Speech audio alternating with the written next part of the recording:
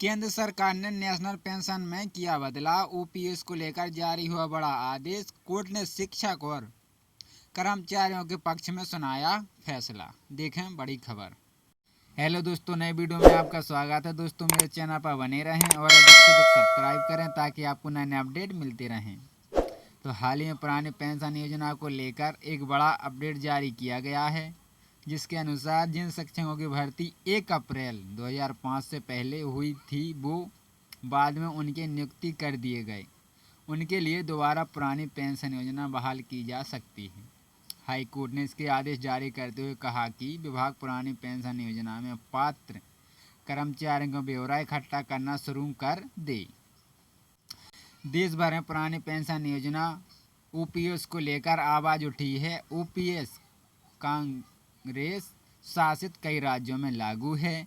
पंजाब में ही पुरानी पेंशन व्यवस्था लागू है। ऐसे में अन्य राज्यों के कर्मचारी लगातार ओपीएस के तहत लाया जाना चाहते हैं, इसलिए वे न्यायालय का दरवाजा खटखटाकर शिक्षकों और कर्मचारियों के पक्ष में निर्णय लिया है। हाई कोर्ट ने ऐसे शिक्षक और कर्मचारियों के पक्ष में फैसला सुनाया है जिनकी भर्ती 1 अप्रैल 2005 से पहले हुई थी, लेकिन वे बाद में नियुक्त हो गए। ऐसे में 1 अप्रैल से पहले कर्मचारी पहले चुने गए लेखापालों के लिए पुरानी पेंशन व्यवस्था की पुनर्स्थापना की उम्मीद जाग चुकी है। आदेश के अनुसार कई विभागों ने पुरानी पेंशन योजना में पात्र कर्मचारियों का ब्यौरा भी मांगा शुरू कर दिया है। मामला कोर्ट में कैसे पहुंचा? दरअसल लेखापाल संघ और अन्य ने कहा कि वे 2005 से पहले चुने गए थे, इसलिए भी उन्हें पुरानी पेंशन मिलनी चाहिए। बता दें कि केंद्र ने अप्रैल 2004 से नई पेंशन योजना शुरू की, लेकिन प्रदेश सरकार ने इसके अप्रैल 2005 से लागू किया है। केंद्र कर्मचारियों की तरह ही मांग करते हुए लेखापालों ने कोर्ट में याचिका दायर की है कि उन्होंने कहा कि लेखापालों की भर्ती का विज्ञापन 1999 में प्रकाशित हुआ था, लेकिन नियुक्ति 1 अप्रैल 2005 के बाद मिली। अब कोर्ट ने इसके पक्ष में निर्णय सुनाया है। कर्मचारी याचिकाकर्ताओं ने ओपीएस के तहत जीपीएफ में वेतन से होने वाली कटौती को भी बदलने की मांग की है। केंद्र सरकार ने नेशनल पेंशन सिस्टम एनपीएस में कुछ बदलाव किए हैं। जो भी कर्मचारी एनपीएस में शामिल हैं उन्हें अपनी जमा राशि निकालने के लिए अब ज़्यादा विकल्प मिलेंगे।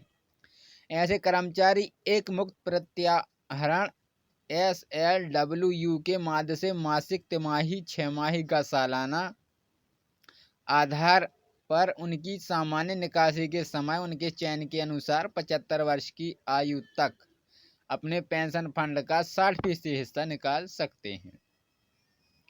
Pension fund regulators and development authority PFRDF द्वारा पिछले दिनों जारी एक परिपत्र में उक्त जानकारी दी गई है। मौजूदा निकासी दिशा निर्देश के अनुसार अभिदाता 60 वर्ष की आयु या सेवानिवृत्ति के बाद वार्षिक की सुविधा को और एक मुक्त राशि के प्रत्याहरण की प्रक्रिया को 75 वर्ष की आयु तक किसी भी युग में स्थगित कर सकते हैं। एक मुक्त राशि को एकल किस्त में या वार्षिक आधार पर निकाला जा सकता है। यदि वार्षिक आधार पर राशि को निकाला जाता है तो अभिदाता को प्रत्येक बार निकासी अनुरोध शुरू कर उसे अधिकृत करना होगा। PFRD NPS के तहत निकास और प्रत्याहरण विनियम 2015 के विनियम 3 और विनियम 4 उसमें हुए संशोधन के अनुसार व्यवस्थिति एक मुक्त प्रत्याहरण SW के माध्यम से एक मुक्त राशि के चरणबद्ध प्रत्याहरण का विकल्प प्रदान करने का प्रस्ताव है। अभिदाताओं को SLW के माध्यम से अबाधी रूप से आर्थिक, मासिक, त्रैमासिक, छमासिक या वार्षिक आधार पर उनकी सामान्य निकासी के समय उनके चयन के अनुसार 75 वर्ष की आयु तक अपने पेंशन कोष का 60% हिस्सा निकालने की अनुमति दी गई है।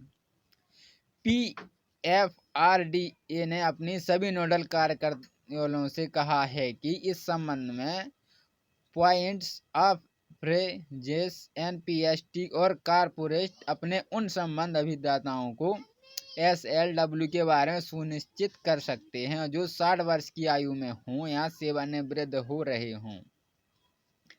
ऐसे कर्मचारियों अगर NPS से निकासी की योजना बना रहे हैं तो उन्हें उक्त परिपत्र से अवगत कराएं।